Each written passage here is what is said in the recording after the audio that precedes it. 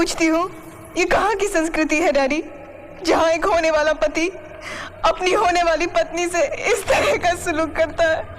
1997 में फिल्म परदेश से डेब्यू करने वाली और पहले ही फिल्म के लिए फिल्म फेयर अवार्ड जीतने वाली महिमा चौधरी अपने फिल्मी करियर से ज्यादा अपने फेयर को लेकर चर्चा में रहती थी। महिमा का नाम टेनिस प्लेयर लिएंडर पेस के साथ जुड़ा था। वो करीब 6 साल तक पेस के साथ रिलेशनशिप में थी, लेकिन यह रिश्ता आगे तक नहीं चल सका और जल्द ही दोनों अलग हो गए। जिसके बाद महिमा चौधरी ने साल 2006 में आर्किटेक्ट और बिजनेसमैन बॉबी मुखर्जी के साथ शादी की। बॉबी पहले से तलाकशुदा थे। 2007 में उनकी बेटी अरियाना का जन्म हुआ, लेकिन इसके बाद दोनों का रिश्ता खराब होने लगा और साल 2013 में अपने पति बॉबी मुखर्जी के साथ तलाक हो गया। जिसके बाद वो दोबारा किसी और से शादी नहीं की और अपनी बेटी के साथ अकेली रहती हैं।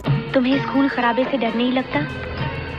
इसमें डरने की क्या बात है? हमारा मतलब है, जैसे उस दिन हमारी शिकायत पर सुना है पुलिस ने तुम्हें बहुत मारा था, बहुत दर्द हुआ होगा ना? करिश्मा कपूर ने साल 2003 में दिल्ली के बिजनेसमैन संजय कपूर से शादी की थी। शादी के 2 साल बाद करिश्मा की बेटी समायरा और साल 2010 में बेटा कियान राज कपूर हुआ। हालांकि बेटे के जन्म से पहले करिश्मा और उनके पति संजय कपूर के बीच कई बार विवाद हो चुका था। बेटे के जन्म के 1 साल बाद करिश्मा कपूर और संजय कपूर ने तलाक लेने का फैसला कर लिया और 2016 में अलग हो गए। तुमने मुझे दोस्त कहा न दे, तो दोस्ती के नाते एक बात कहो, तुम लोगों का विश्वास जीतते हो और उसे तोड़ देते हो। विश्वास जीतना आसान है, उसे तोड़ना उससे भी आसान है, मगर मुश्किल है उस विश्वास को निभाना। और सच्चा इंसान वो है जो उस विश्वास को तोड़े नहीं बल्कि निभाए। मनीषा कोइराला ने 19 जून 2010 को नेपाली बिजनेसमैन सम्राट दहल से शादी की थी। मनीषा कोइराला और सम्राट दहल फेसबुक पर मिले थे। यहीं से दोनों की लव स्टोरी की शुरुआत हुई थी।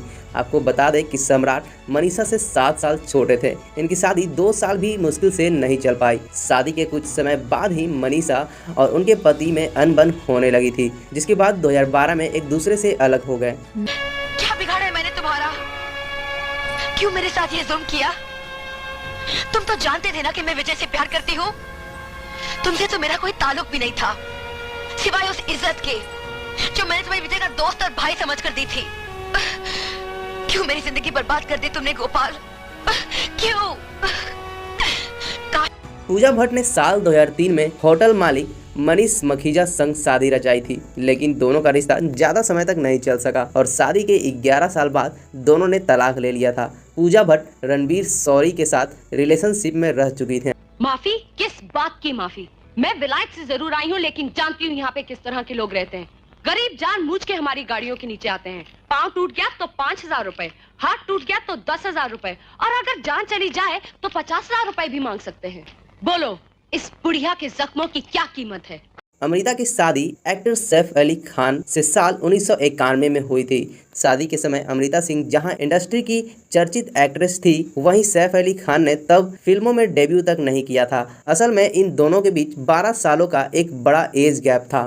शादी के समय जहां अमृता 33 साल की थी, वहीं सैफ की उम्र तब 21 साल की करीब थी। घरवाले इस शादी के लिए मानते नहीं, इसलिए सैफ और अमृता ने भागकर शादी कर ली थी। इस शादी से अमृता सैफ को 2 बच्चे सारा अली खान और इब्राहिम अली खान हुए थे। हालांकि शादी के कुछ समय बाद ही सैफ और अमृता के बीच खटपट की खबरें सामने आने लगी थी। आपसी मनमुटाव और लड़ाई झगड़ों के चलते शादी के 13 साल बाद 2004 में सैफ और अमृता के बीच तलाक हो गया था। उसके बाद से अमृता अकेले ही रहती है।